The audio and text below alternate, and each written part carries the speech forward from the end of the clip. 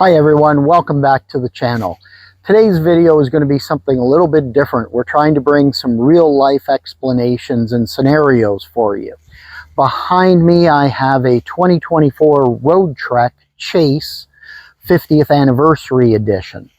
But today we're talking about underhood generators. Something that a lot of consumers don't understand, and even some RV professionals don't understand it. So are you thinking about joining the RV lifestyle and the van lifestyle?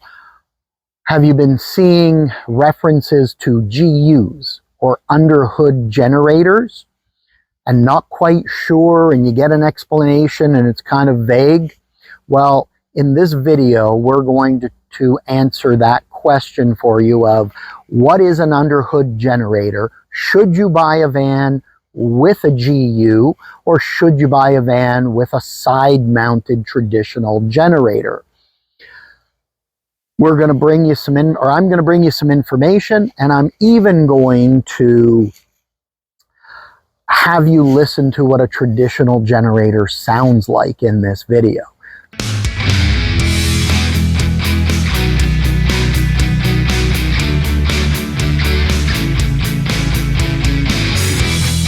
So let's get started. What is an underhood generator?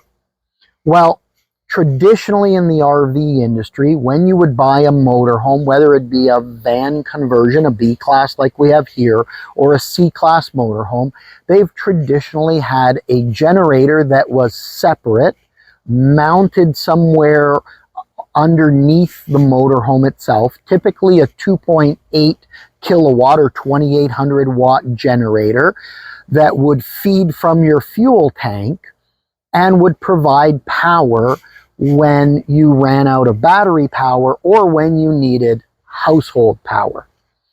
Roadtrek, and I'm going to use Roadtrek because we have this Roadtrek here, and I'm going to give a special shout out to Bella Vista RV for lending us this Roadtrek for the day. So if you're interested in a Roadtrek, check them out. They have some great options available for you, and they are a fantastic dealership to deal with. So thank you very much. They're located in Oro-Medonte, Ontario. Now, as I said, traditionally you'd have a separate generator. So if you wanted to run your air conditioner, you want to run your microwave, your TV, those items that need household power, and you were somewhere where you couldn't plug in to shore power, then you would run your generator. Now, a number of manufacturers have gone with an underhood generator, Roadtrek being a big one of those, and they're doing it for a couple of reasons. A separate generator, you know, you have to change the oil. If you're not driving your motorhome, you're going to want to go and run that generator every month. I used to tell customers, you know, if you're not traveling, get out, run your generator once a month. It needs to exercise and run. And that's a lot of work. Plus, you're going to have to change the oil in the generator. Then, as we have a Ram ProMaster chassis here, you're going to go to Ram and have your oil change done here. So you're doing 2 different visits, a lot of extra maintenance. The underhood generator simplifies it because now it's under your hood. It's running off your engine. So one set of maintenance, regular running, regular, you don't have to come out and run it once a month. It's going to run when you drive your motorhome. It's ready to go. It simplifies the process down, going to save you some maintenance money. But what is it? So an underhood generator in the Roadtrek is actually a secondary generator that's 280 amps of capacity. And essentially the easiest way to think about it is basically it's a secondary alternator that is mounted to the engine, done by Roadtrek. They mount it in the factory so that when your engine runs, it's running through a pulley system that is turning that alternator, a big alternator, pulling the alternator around, creating energy to charge your house batteries. In the Roadtrek, that is then supplemented, which they do things a little differently, okay? Is supplemented that you have 600 watts of battery power, and you have an inverter, 3,000 watt inverter, plus a 300 watt solar panel.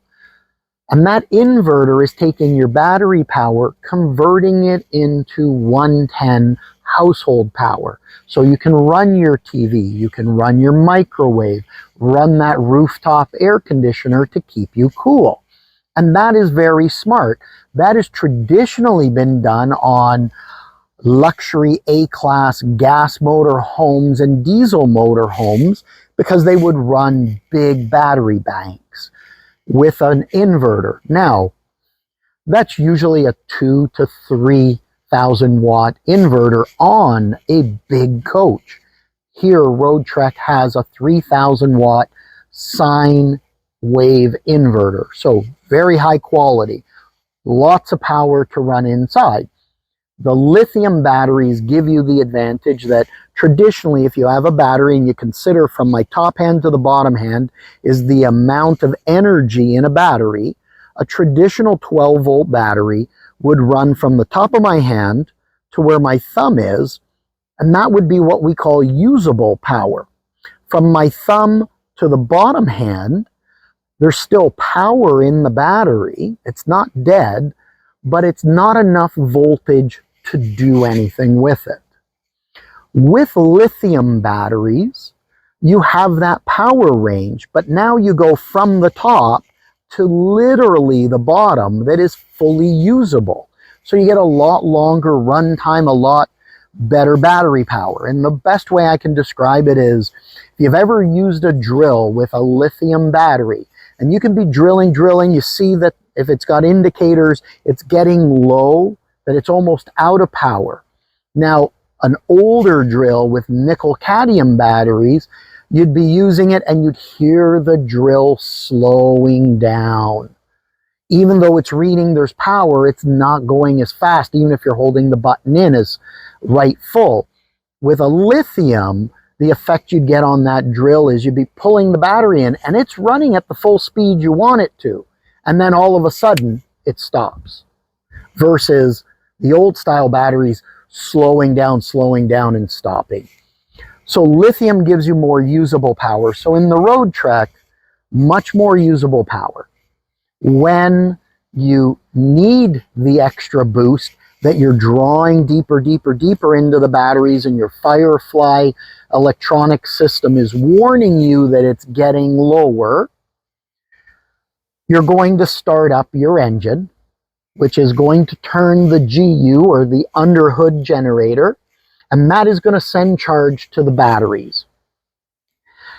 And essentially, it would take you with this generator at 280 watts, and you were charging two 300 watt batteries to make the 600 watts.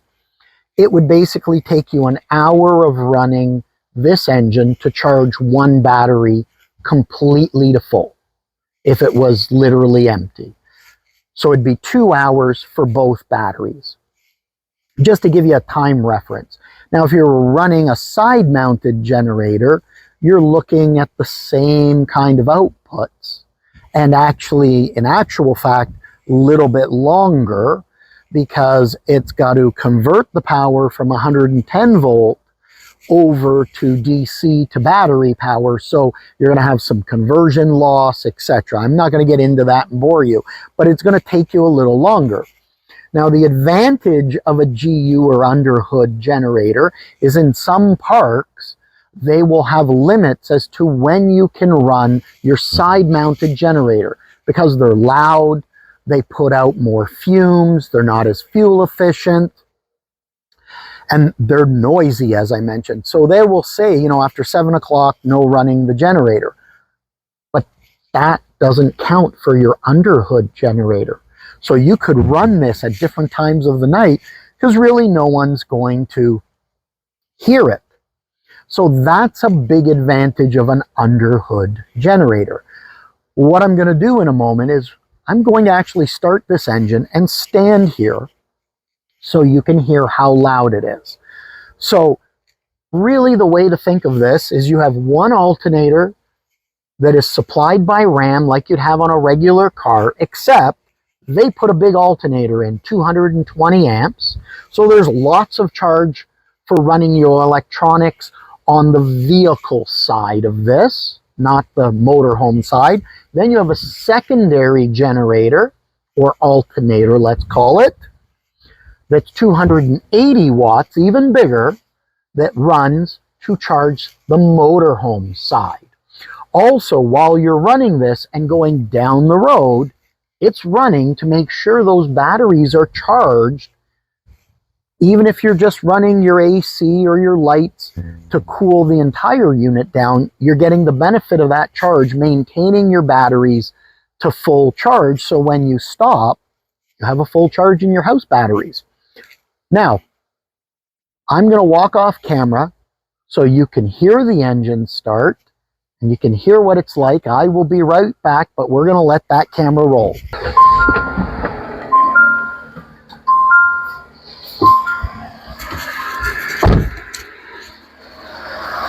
Okay, I'm back. So you heard it start. It's a little bit noisy right now. Typically what will happen is as the engine warms up a little bit, those RPMs are going to drop. That should happen literally any moment. But as you can tell, it's a fairly low amount of noise, and I have the hood open. There you go. You can already start to hear those RPMs coming down a little bit. So right now, our engine alternator is charging the vehicle side, and the secondary generator, the GU or underhood generator, is charging our house. Now we are running some tests in another video where we're going to run the AC off the battery, so keep an eye out for that. But let's do this, because in a campground you're not going to sit here with your hood open. Let's close that hood. I'm still standing here and you can hear how it's already gotten quieter. And as this engine warms up a little bit more, already we can hear it kind of coming down in RPMs, getting, there we go, quieter, quieter, quieter, quieter. So really, if you're in a campground, no one's going to hear this running. The exhaust is going to be very minimal, and you're going to be able to run that, charge your batteries up. Now, what I'd like to do now is we're going to pause this portion of the video.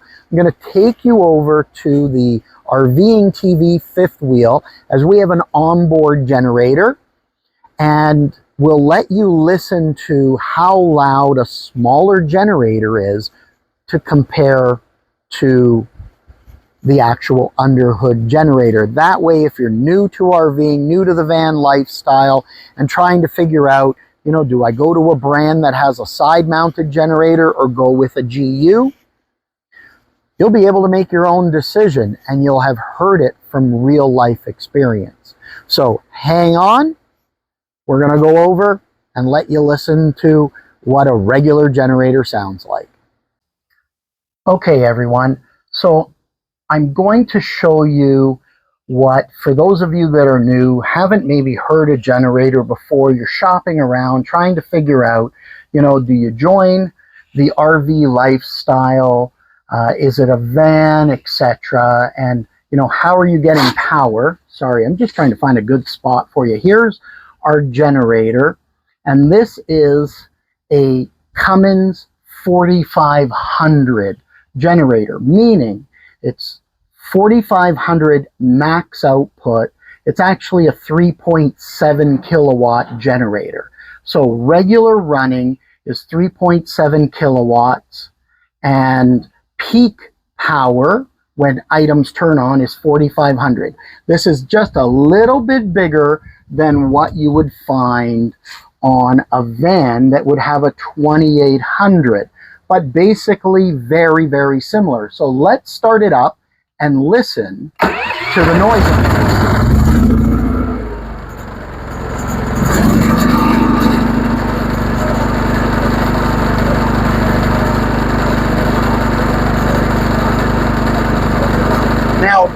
running. I'm standing at the same distance from the generator as I was with the engine, because I was standing in front of the engine. Now the compartment door is open, so it's going to be a smidgen louder than if you had a compartment closed and this was sitting underneath the motorhome itself. But this gives you an idea of the noise that a typical generator would make. And a 2800 watt generator would make about this amount of noise. All right, so we're back in front of the Roadtrek. Didn't want to drive you crazy with the generator. I will be up front. In a fifth wheel that's 36 feet, the generator's up front. You're running it, your living area's in the back. You hear the noise, but it's muffled because of the size and the length. And I've had one of these Ram Pro Master motorhomes, when it's side mounted, it tends to be mounted midship or towards the back, which is, again, closer to your sleeping area.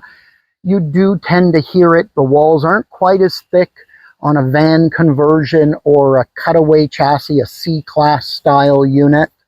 So it is a little louder, and you'll hear it in the living compartment versus the underhood generator that removes that weight, removes the fuel lines, removes that maintenance by taking the generator away and using a combination of bigger battery capacity, solar power, inverter, big inverter, and bigger alternator on your engine, or underhood generator, as it's referred to give you the power that you need to enjoy the van life.